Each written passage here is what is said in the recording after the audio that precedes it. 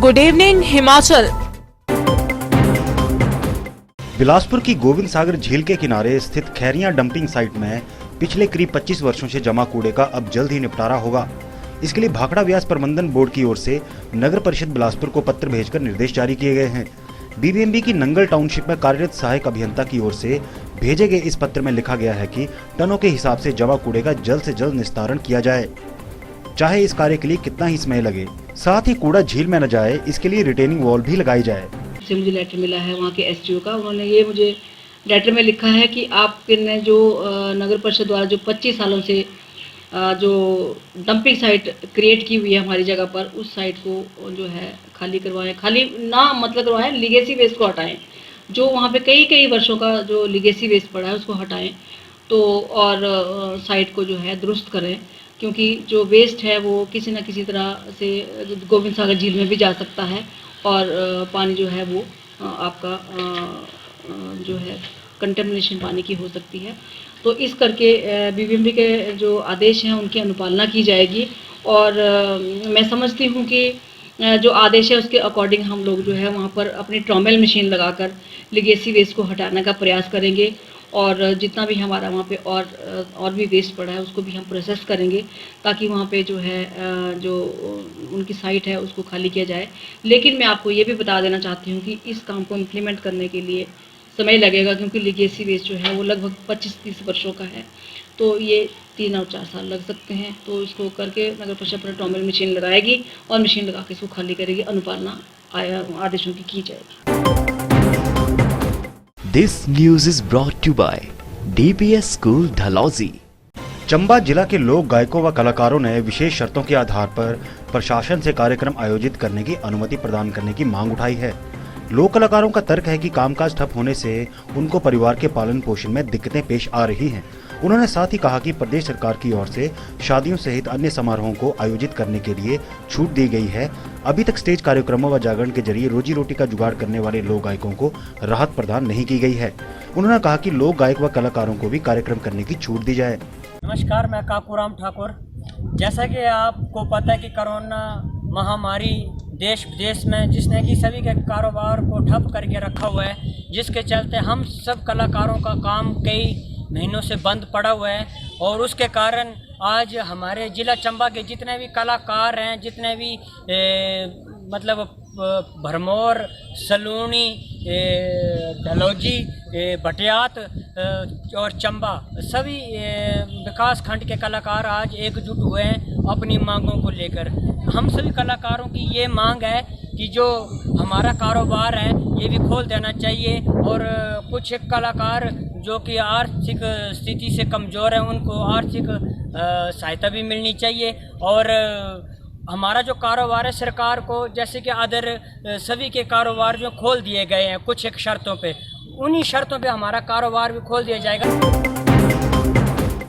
जुब्बल कोटखाई विधानसभा के नाबर में सचिवालय से मुख्यमंत्री जयराम ठाकुर ने 73 करोड़ की योजनाओं के ऑनलाइन शिलान्यास और उद्घाटन किए।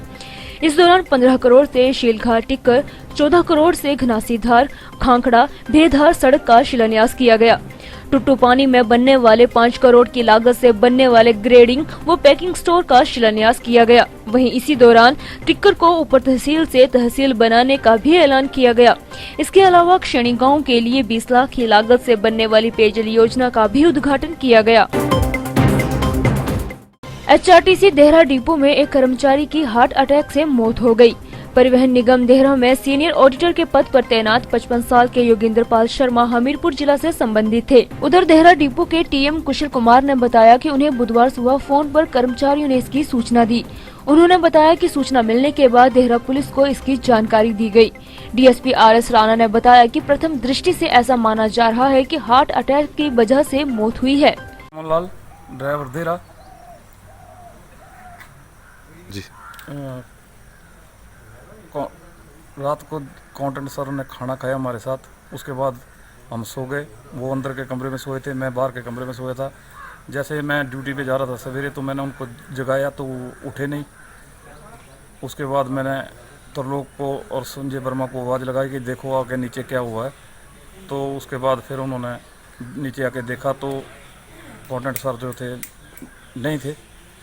उसके बाद मैंने उनके घर वालों को, आरएम साहब को और पुलिस वालों को सूचित किया और अभी उनका पोस्टमार्टम हो गया है और सब जगह सर्वेलों को सौंप कर दिया है। ये हमारे सुबह पता लगा था आज सुबह दूरभाष द्वारा क्षेत्रीय बंधु द्वारा मुझे पता लगा था कि श्री जोगिंदर पाल जी जो हमारे सीनियर ऑडिटर हैं उनकी सवेरे अटैक से डेथ हो गई है और उसके बाद पुलिस बुलाई गई और यहाँ पर हॉस्पिटल में उनका पोस्टमार्टम करवाया गया और जो डेड बॉडी है वो उनके परिजनों को सौंप दी गई। मैं Trilok Singh, senior store keeper, Himachal पशुपालन निगम देरा। हमारे सीनियर ऑडिटर श्री योगिंदर पाल शर्मा जी रात को खाना खा के सो गए अपने, और जब हम सुबह मैं उठा तो मेरे को ऐसे अचानक चमन ने आवाज़ लगाई कि नीचे आके देखो। जब हम नीचे आए कमरे में तो वो डेड पोजीशन में थे।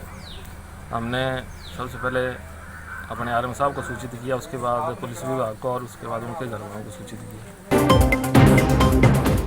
राजकीय महाविद्यालय दौलतपुर चौक में बीए, बीएससी और बीकॉम प्रथम वर्ष में एडमिशन हेतु दाखिला प्रक्रिया शुरू हो चुकी है। विद्यार्थी घर बैठे ही ऑनलाइन पंजीकरण कर सकते हैं। कॉलेज प्राचार्य डॉक्टर आर.के. शर्मा ने बताया कि प्रदेश सरकार से दिशा निर्देशानुसार पर ऑनलाइन पंजीकरण प्रक्रिया शुरू कर दी गई है। इसके लिए छात्र कॉलेज की वेबसाइट पर घर बैठे ही 31 जुलाई से पहले अपना रजिस्ट्रेशन फॉर्म भर सकते हैं। राजकीय महाविद्यालय दौलतपुर चौक में इस बार कोविड महामारी के चलते सभी हमारा एडमिशन का रजिस्ट्रेशन का प्रोसेस आरंभ हो चुका है। जिस प्रकार से हमें हिमाचल प्रदेश सरकार के द्वारा निर्देश प्राप्त हुए हैं, उन निर्देशों के अनुसार हमने अपने ऑनलाइन एडमिशन के लिए रजिस्ट्रेशन फॉर्म हमारी वेबसाइट जो कि www.gcdaulatpurchowk.in है या फिर हमारे कॉलेज के ऑफिशियल फेसबुक पेज से इस फॉर्म को डाउनलोड किया जा सकता है और उस लिंक के माध्यम से फर्स्ट ईयर में जिन बच्चों ने इस साल +2 पास की है किसी भी स्ट्रीम से, वो फर्स्ट ईयर में चाहे बीए में, बीएससी में, बीकॉम में, बीबीए में या बीसीए में अपनी रजिस्ट्रेशन करवा सकते हैं।